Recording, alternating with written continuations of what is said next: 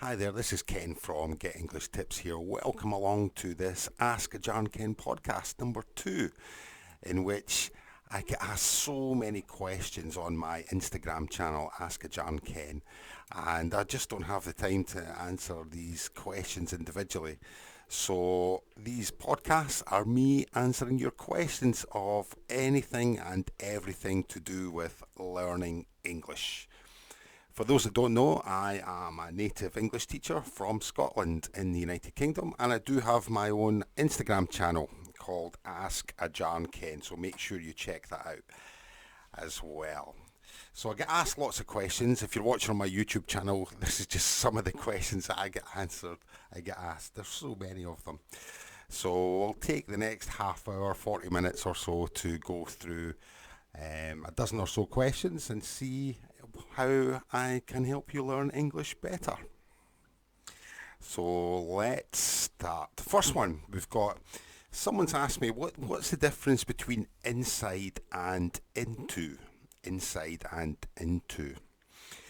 The easy answer to that is inside shows movement. Say that again. Into shows movement, into, onto, etc. But into shows movement from outside and moving to inside.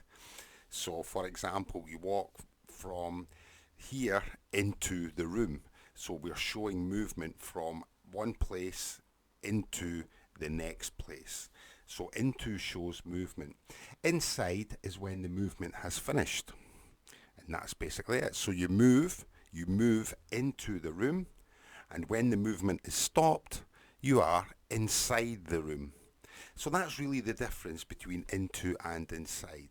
Into shows movement, and inside shows when the movement has finished. Very simple, yeah? So try and use it. See how you got on using it. Next question we've got is a really good one, is what's the difference with speak or talk to and speak or talk with? So what's the difference between to and with when we use speak or talk, right? And to be honest with you, there's not really any difference as such. This is quite a common question I used to get asked when I was teaching out in Thailand from my Thai students. They would say, what's the difference between to and with? And really there's not much difference at all. But one of the things that could probably help you with your English is to look on these two, to and with, look on them as different things and try and increase your vocabulary. So we'll look at them. When we use speak to or talk to, if you can imagine somebody is just having a one-way conversation with someone else. Perhaps it's like a parent speaking to a naughty child. They are telling them, they are speaking to them one way, and they don't want the child to speak back to them. So speak to is like a one-way conversation.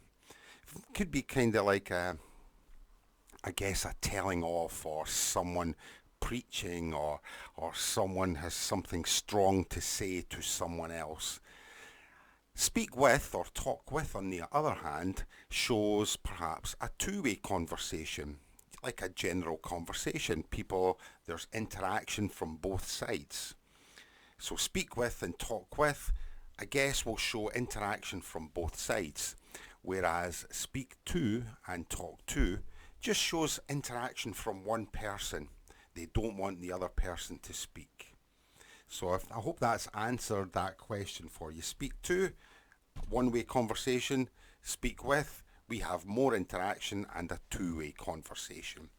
But as I said, don't worry too much about it, but it's just really to try and enhance your vocabulary and give you a better vocabulary if you can use them in two different ways.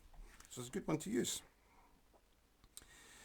The next one we've got is how to pronounce floor, Floor, and flower, Flour. So we've got floor, O, and flower, Our. I guess by looking at these two words, well, firstly, floor, it's the ground that we walk on inside a building or inside a room, the floor. And flour, Flour, I guess is like the powder that you use to make bread or pastry or something like that. So if you look at the normally double O would be oo, yeah? But here floor would be an O sound. Floor, floor, floor, floor, floor. So I'm walking on the floor.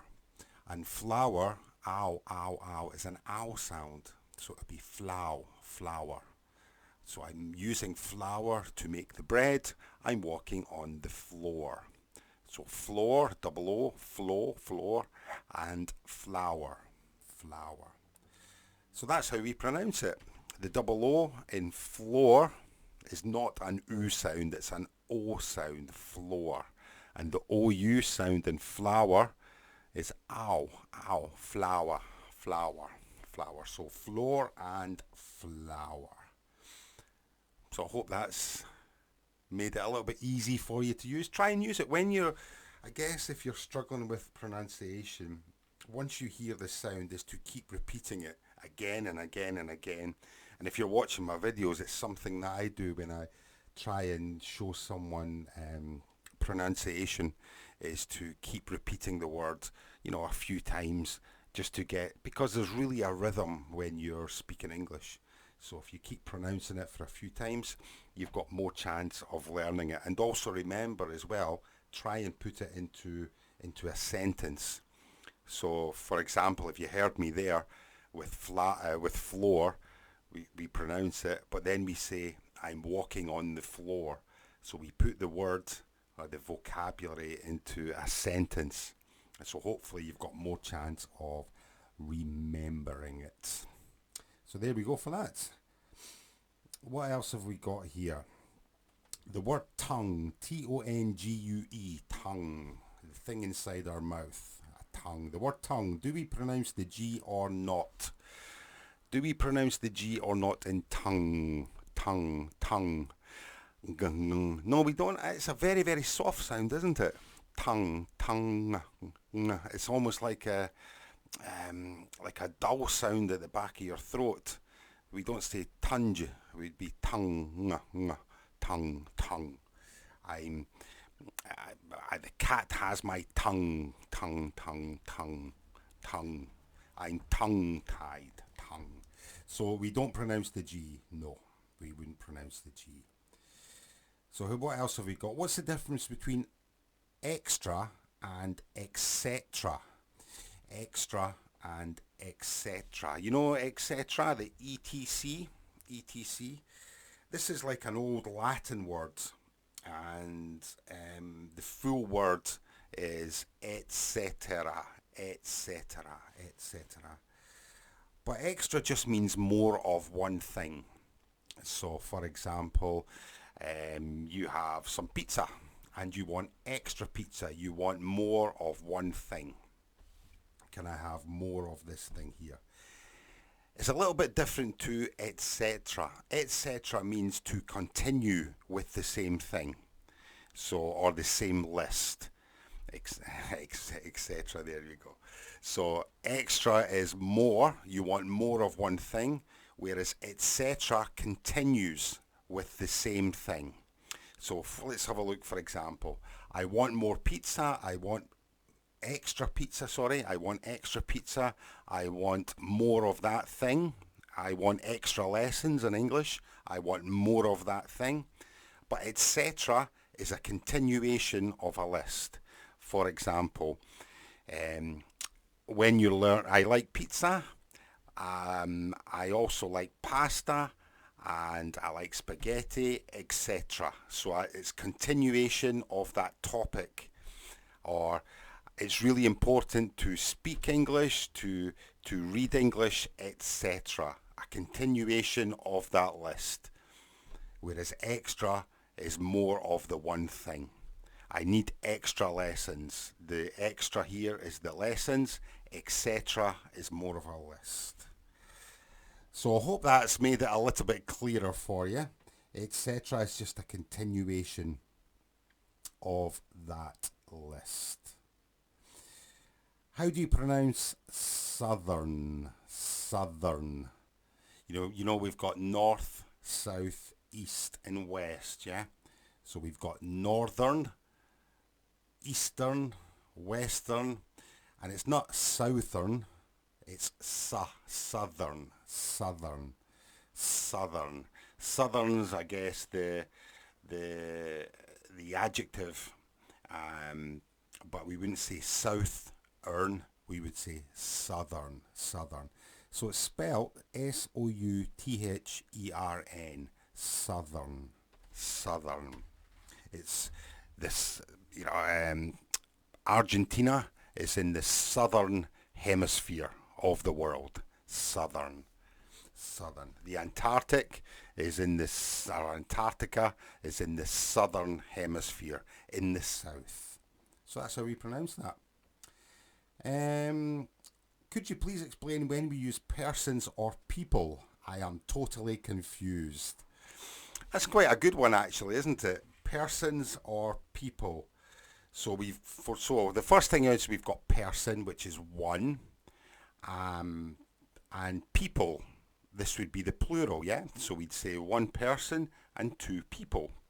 But the old way of saying it would be persons. Persons with an S is also the plural of person. But nowadays we use people. Persons is more of a legal thing. It's very, very formal way to say it. You'd hear lawyers or policemen, etc. They would say persons. Generally, people is a group of persons, I guess. People that are all connected. All these persons are connected in some way. The people on the bus, they're all sitting on the bus. The people at school, all the people are at school. So they all have the same connection as when we would generally use people. I tend to think nowadays we'd use persons more when we don't know if all of these people, I guess, have a connection. Normally when I hear this, maybe on the television during the news, they would say that the police are looking for 5 persons. They don't know whether these 5 persons are connected, so they keep it as persons. If they knew they were connected, perhaps they could call them people. But generally, they would say persons. Much more formal, and it shows perhaps that the people are not connected. But yes, so persons and people, they are both the plural of person. It's much more common nowadays for people to use, or for people to use people. For people to be used as the plural for person. So it's better to stick with people. If you use persons as the plural, it doesn't sound good to the ear. Hardly anybody will use it. It's much more of a formal way to use it. So stick with people. Much better. And next one, what have we got? How to pronounce the words. There's a lot of pronunciations today. How to pronounce the word entrepreneurs. Entrepreneurs. You know an entrepreneur, yeah? It's like a businessman or a business person, somebody who likes to be in business for themselves and creating a business, etc. There we go, etc. Entrepreneurs. I'll spell it for you. It's entrepreneurs. Entrepreneurs. It's 4 syllables. It's actually not a typical English word. It sounds more along the lines of a French word. Entrepreneurs. Entrepreneur. He's an entrepreneur. He has 5 businesses. She's an entrepreneur. She's just started her own business. So entrepreneur. I like that word. Entrepreneur. So what have we got less? What have we got next? Somebody's wanting to know the meaning of the word advocate. Advocate. A-D-V-O-C-A-T-E. Advocates. Advocate. I guess an advocate is someone who supports you morally, I guess. Like a lawyer, I guess, would be an advocate for the the client that they are looking after, an advocate. Or if someone believes in the business that you're doing, maybe you're starting up your own business and you want some support. Somebody could be an advocate. They could support you and they could give you good encouragement and they could tell you that what you're doing is a good thing. A supporter, a really supporter in business, or a formal supporter, would be an advocate. Someone who believes in you. An advocate. Like, I'm starting my own business just now and I have a few advocates who are helping support me morally and and encouraging me, and they believe in what I'm doing. So this would be my advocates. Advocates. I like that word as well, advocates. Which one is correct? Ticket 4 or ticket 2? Ticket 4, I have a ticket 4, I have a ticket 2. I guess both of these are correct, actually. Obviously, ticket 2 would be the destination.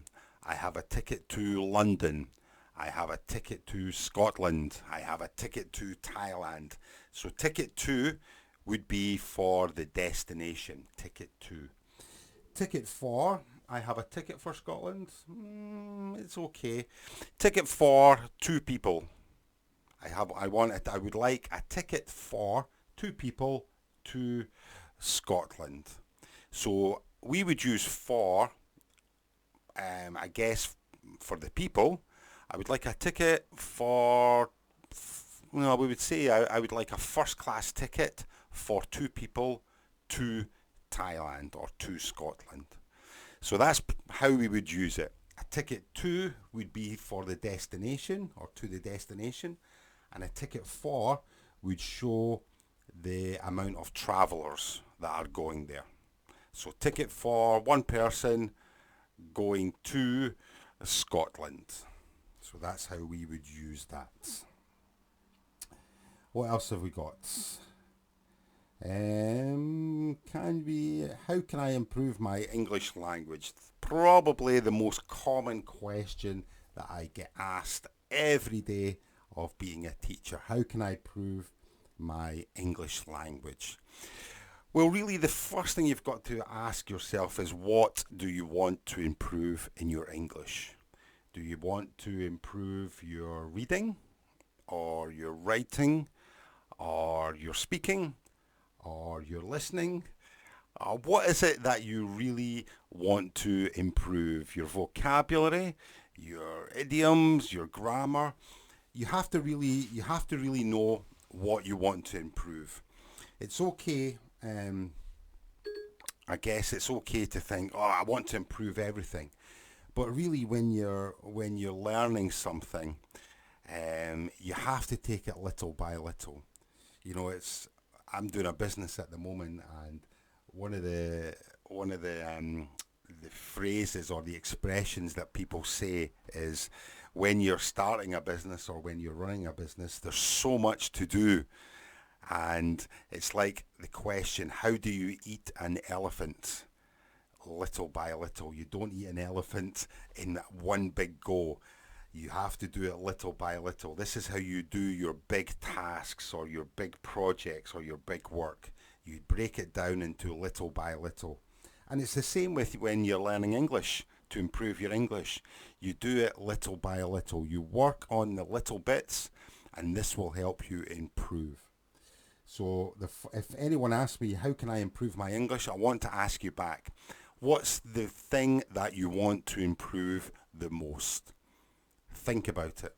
What would be the thing in your English that you want to improve the most? Is it your reading, your writing, your spelling? What is it? Have a think. And I know everyone will say speaking, but what is it for you? Most people will say speaking, but what is it for you that will improve your English language? This is the most important question that you're going to get asked. Why are you learning English, and what do you want to improve? So when you think about that, then you can focus on the little bits. If you want to improve your speaking, you have to practice. I don't have anyone to speak with. Well, read a book, but speak when you read, for example. Do that for 15 minutes a day. If you want to improve your listening, listen to music and read the lyrics on the internet. So you're reading as you're listening. I'll, watch a movie or a series, but with subtitles. So you're listening and you're reading the subtitles as they're there. So it really depends. If you want to improve your writing, start writing short stories about yourself. Keep a diary. So there's lots of things that you can do to improve your English, but you must know what you want to improve. You have to be specific. If you're not specific, then you're not going to improve it. Okay? So that's really important to do. First thing, how to improve my English? Find out what you want to improve. Okay, we've got a vocabulary one next. We've got hi. What does whistleblower mean? Whistleblower. A whistle. A whistleblower. What's a whistleblower? I don't know if you've heard this one before. A whistleblower is quite a new word, I guess. It's quite formal, and it means a whistleblower is someone who tells the secret of something that other people are trying to hide. If someone is usually in business they will use it. Perhaps if business or a government are trying to hide something from the public, a whistleblower knows what they're trying to hide, and then they will give that information out to other people to make that information common knowledge so that more and more people know about the secret. So this is a whistleblower. I guess there's a famous whistleblower just now called, a few years ago, called Edward Snowden. And he worked for the American government. And he had all these secrets about the American government, abroad and the army, etc. So he knew all these secrets, and he gave those secrets out to journalists and to the news. So he became a whistleblower. He told the secrets of the American government. So this is a whistleblower, someone who tells the secrets of a company or a government. And the company and government are trying to keep it secret, but the whistleblower tells everybody about it. Not because of anything like blackmailing or anything, but because the information, I guess, it should be quite important. This is why they're telling people, because the information is important and it concerns a lot of people. And perhaps the government or the companies are maybe telling lies more than keeping secrets. And the whistleblower wants to tell everyone that they are telling lies. So that's a whistleblower, someone who tells stories or tells information that a government or a company are not keeping. They're keeping secrets or they're telling lies, and a whistleblower wants to tell everyone the truth. So there we go. What have we got? Is there any difference between smart, clever, and intelligent? Is there any difference between smart, clever, and intelligent? Not really. Let's have a look at them. Let's take intelligent first. Intelligent is quite a formal word. Intelligent means that someone can use their brain very well and make good decisions, I guess. Not so much maybe they know some knowledge, but generally someone who's intelligent will be able to make very, very good decisions. They can use their knowledge very, very well. This would be someone who's intelligent. Someone who's clever will generally be someone who can solve problems, I guess. Oh, you're clever, you can solve this problem, or you can do this puzzle or this riddle. You're very, very clever. They have a kind of an analytic mind.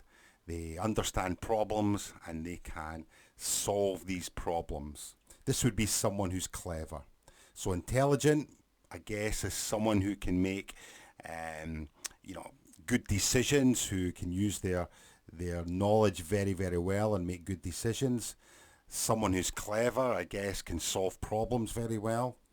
And someone who's smart, I always think smart is kind of not so much selfish, but if someone's smart, they can, they, not so much selfish, but they look after themselves well. Maybe they're a smart dresser, so they look after themselves. They're smart. They can make decisions well for themselves. Maybe for other people as well, but generally they're maybe thinking about themselves. So that's really the difference. Intelligent is someone who can make decisions with their knowledge. Clever is more about problem solving. And smart is someone who is generally can look after themselves very, very well. So smart, clever and intelligent. It's quite a good one, that. Sir, could you tell me how we use these words? Went, gone, going, go. Went, gone, going, go. Went, gone, going, go. So these are 4 different tenses, aren't they, of the same verb, go. So let's look at them one by one. Go, this is the bare infinitive. Go is to move from one place to another, I guess.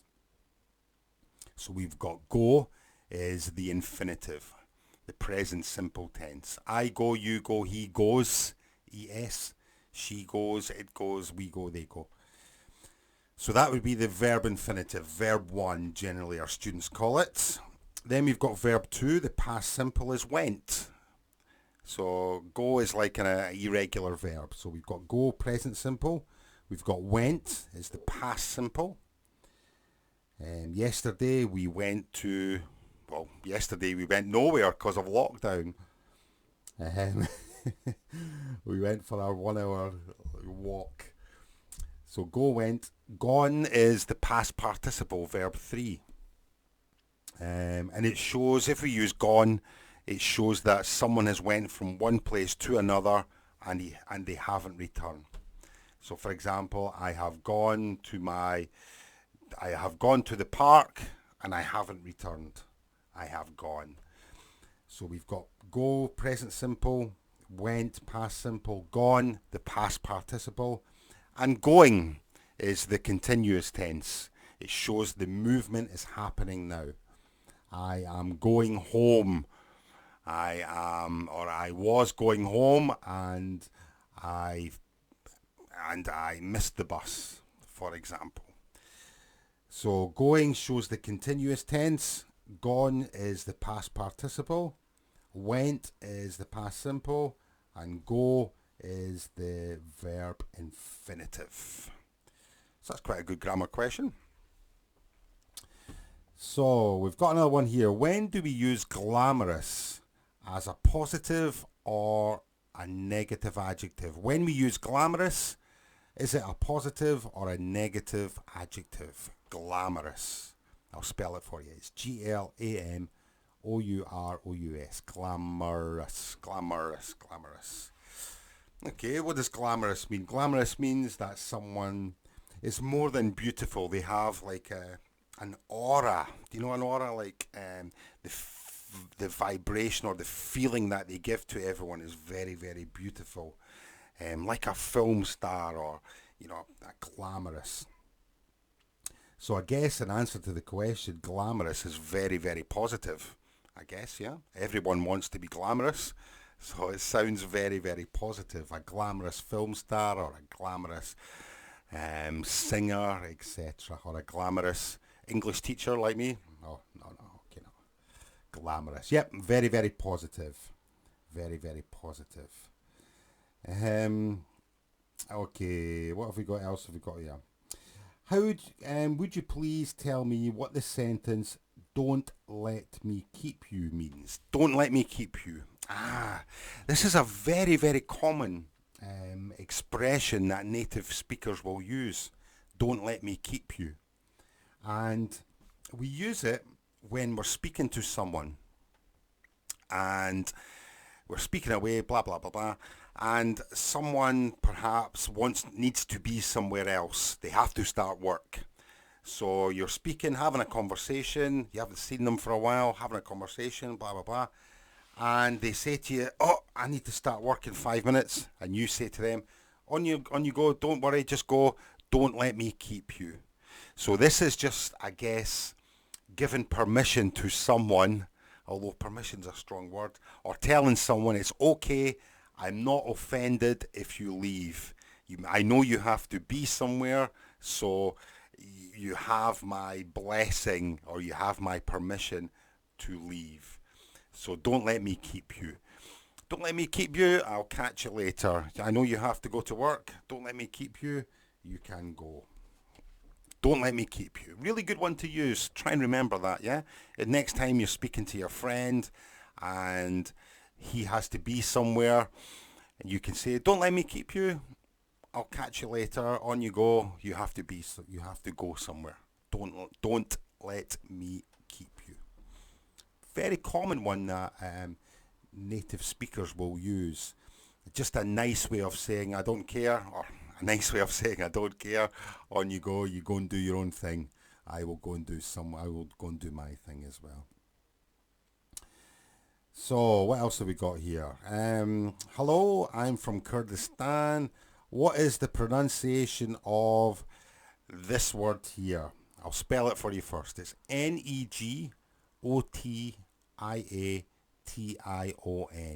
Negotiation. Negotiation. We've got two sh sounds there, yeah? The first sh sound is a G. Negotiation.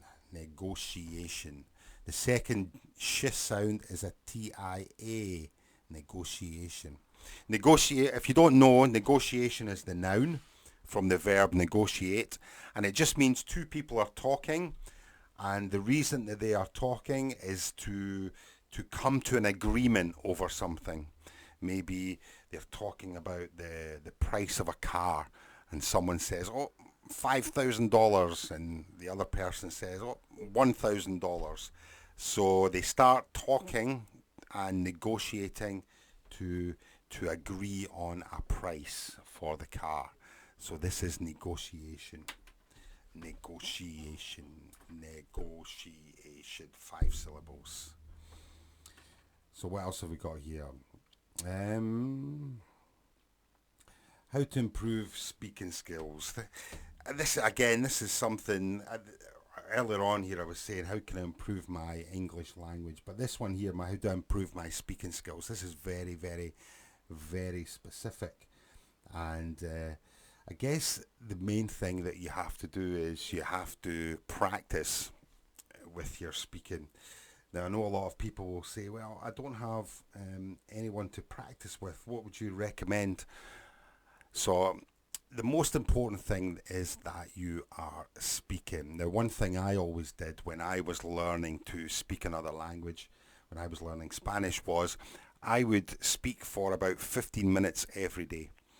I would get a book. In my case, I would get the newspaper, the Spanish newspaper, and I would just read something for about 10 minutes, but I would speak when I read it, when I read it. Some of the vocabulary I didn't understand at all, but it was important just to get the feel of the words and the feel of the structures and a feel of the sentences. And the more I did this, the more I started recognizing words on the television, on the radio, and when other people were speaking. And within a month, it really, really improved my Spanish.